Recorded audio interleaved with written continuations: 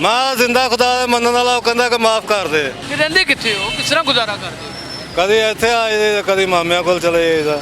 ਜ਼ਿੰਦਗੀ 'ਚ ਕੋਈ ਵੀ ਨਹੀਂ ਹੈਗਾ ਸਿਵਾਏ ਅੱਲਾਹ ਤੋਂ। ਸਵਾਏ ਅੱਲਾ ਤੋਂ। बड़ी खूबसूरत इंसान है, बारिश दाढ़ी वाले हैं।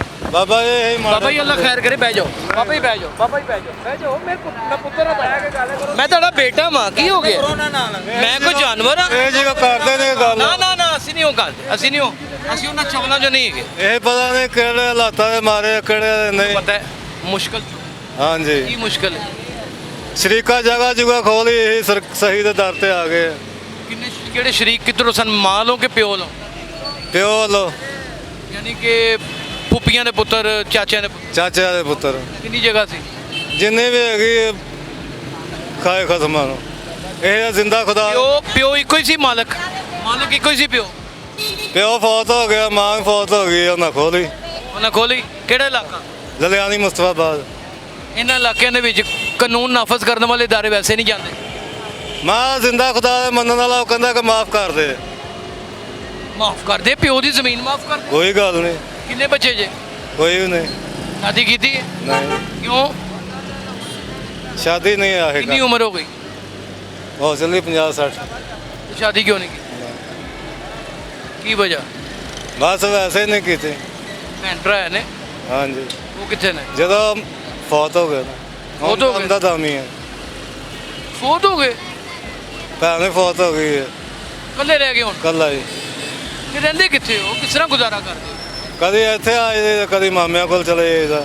ਬਸ ਇਸ ਉਮਰ 'ਚ ਮਿਹਨਤ ਮਜ਼ਦੂਰੀ ਵੀ ਨਹੀਂ ਹੋ ਸਕਦੀ। ਗਿੱਟੇ ਗੋਡੇ ਪੀੜ ਕਰਦੇ ਨੇ। ਇਹ ਸ਼ੁਗਲ ਦੇ ਨਾਲ ਪਾਉਂਦੇ ਹੋ ਹਾਂਜੀ।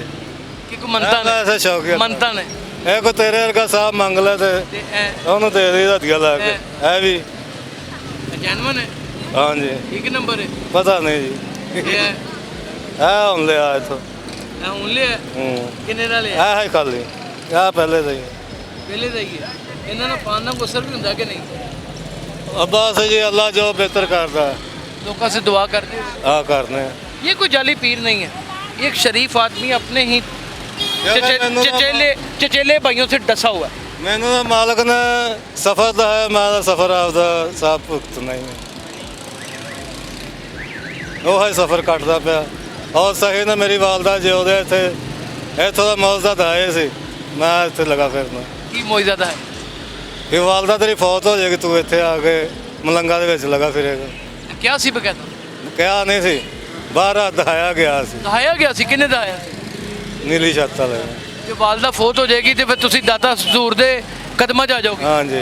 जोती तुसी? हाँ, सिर्फ जाइदा ड्यूटी कर रही थी उत्थे बीबिया पाक दा मन। बीबीए साहब भी जानते? हाँ जी। आज तो मैं भी जाना। मैं हो आया। वो आए हो? हाँ जी।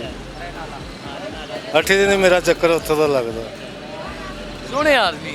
हाँ सोहने आदमी। हाँ जी। जिंदगी 'च कोई भी नहीं हैगा सिवाय अल्लाह तो। सवाए अल्लाह तो। वो शख्स भी जिंदा रहता है जिसका कोई नहीं होता। ये अमूलात को, बीवी बच्चों को, रिश्तेदारों को शरीक बनाते हैं अल्लाह ताला।